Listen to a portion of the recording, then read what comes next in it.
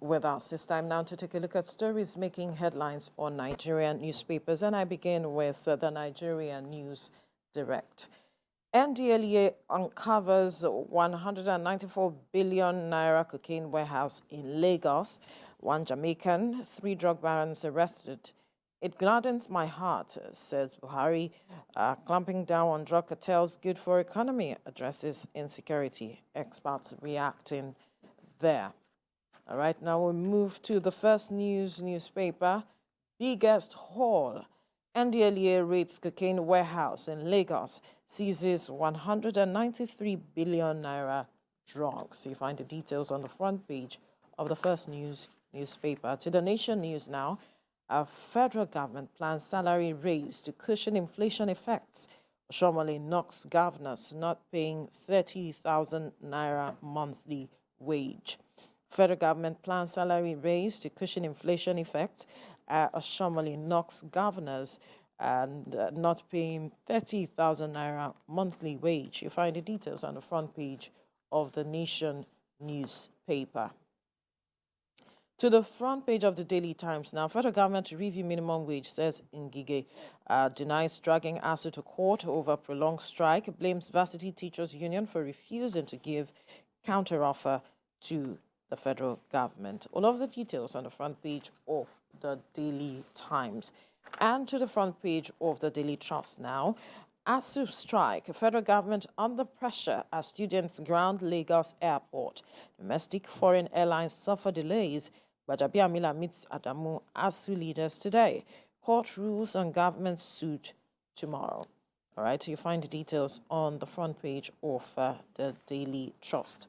And to this Nigerian newspaper now, 7-month-old ASUU strike announced paralyzes activities at Lagos airport. Foreign local travelers walk long distances, pay louts to carry luggage, threatens to extend protests to seaports. Imo Varsity pulls out of strike, resumes academic activities. You find all of the details on the front page of this Nigeria newspaper. Kemi. Right, I have with me, first off, the Nigerian Tribune saying reps raise alarm over plots to sink Nigeria through fuel subsidy. That's the House of Representatives there. Lawmakers raising alarm over plots to sink Nigeria through fuel subsidy.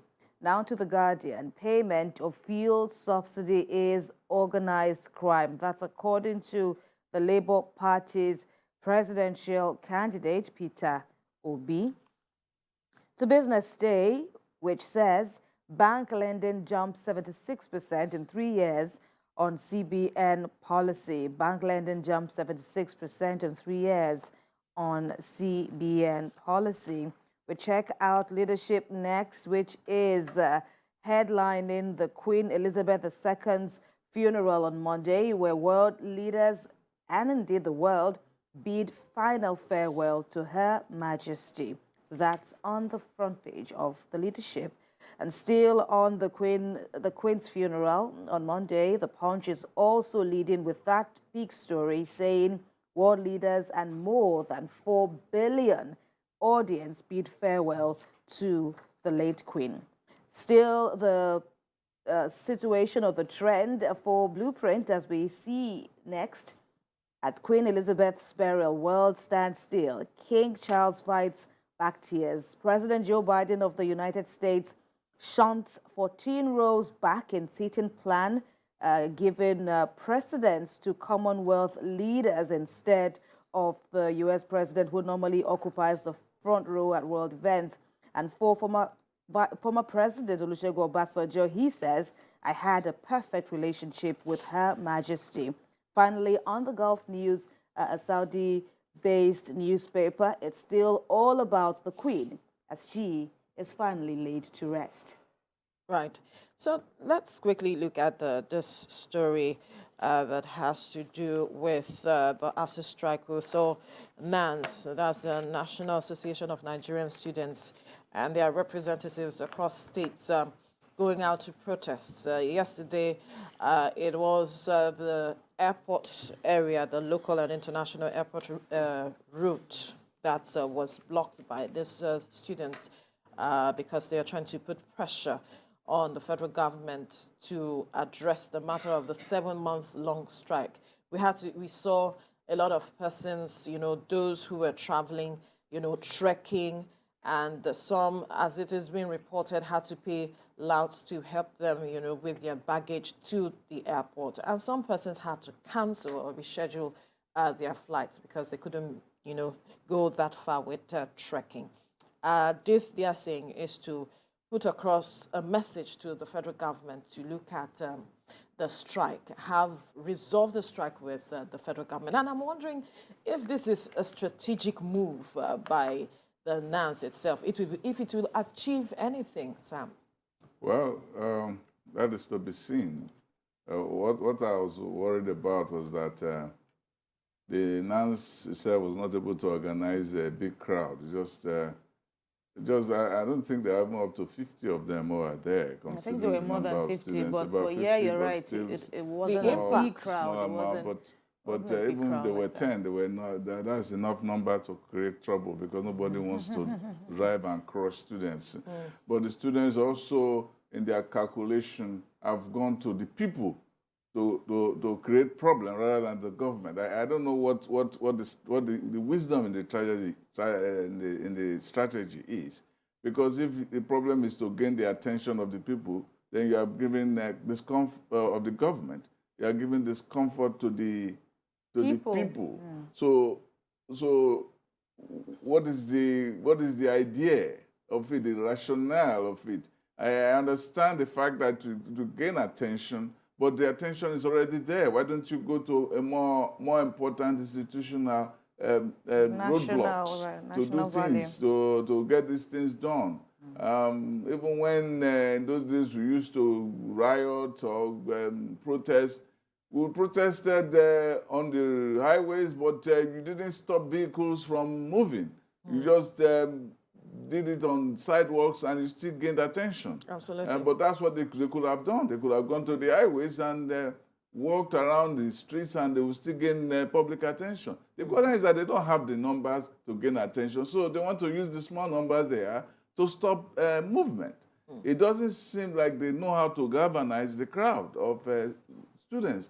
They have 10 times more students than we had in our time, and we knew how to organize protests to gain government attention. Right. But this is strategic hollowness from their own point of view. Speaking about government's attention, the Speaker of the House of Reps, Femi Gbajabiamila, is going to meet with, representatives of ASUU and every relevant stakeholder in this conversation later today, as it is being reported. And I'm wondering what the conversation will be, just to look for perhaps some lasting solution to all of this problem. Absolutely. That goes without saying. It is to be expected that every meeting or every deliberation now, regardless of what's going on in the court between the federal government and the striking lecturers, will be geared at, finding a way to end the impasse between both sides. And in the words of Femi Falana, the senior advocate of Nigeria representing ASUU, he has said that no matter what goes on in the courts, they are still open to talks, they are still open to fruitful discussions, and everyone still hopes that it was. I mean, looking at what happened yesterday, those of us who were around the Ikeja axis yesterday really had a bite of the impact of the decision by the students to protest, yes. And despite, even in addition to the rains, the heavy rains that, was relenting yesterday, it was a double ordeal for many people plying that axis. In fact, at a point I was doubting, could it really have been due to the students' protest? But apparently it was, though when there's rain, traffic is always, the aftermath effect. And the fact that the strike has taken so long now. 7 months. So long now, and we can even add and counting, because as at now, there is still nothing on ground to be sure that, they are ready to end the strike. And now the students are saying they will go on to the seaports if nothing is done, soon after. The one they did on the expressway, we saw how the Works Minister, the Senior Advocate of Nigeria, Rajiv Fashola, also lashed out at them, saying that what they were doing was illegal because it was also compounding or, limiting the rights of other Nigerians. And Definitely. that also was similar to the narrative the federal government was wielding during the NSAS protests too, that in as much as your protest is legitimate, but consider the rights of others. So that is where we are now. Still not a funny situation at all. And then if you look at one of the papers this morning, the Labour Minister, Chris Ngige, is saying that the University Teachers Union refused to give a counter offer to the federal government in their negotiation. The government had offered, I think, 26% to a certain category of lecturers, and then I think 35% as increase of salaries, right. even though the government is looking at reviewing minimum wage and is saying that it wants to begin with the lecturers based on their demands. Though ASUU has come out to say that that is nothing compared to what they are demanding. But then government saying they haven't given any counter offer. Okay, they have thrown the ball to the ASUU court. Let them give their counter offer. Yeah. Because when there is a bargain, there have to be two people.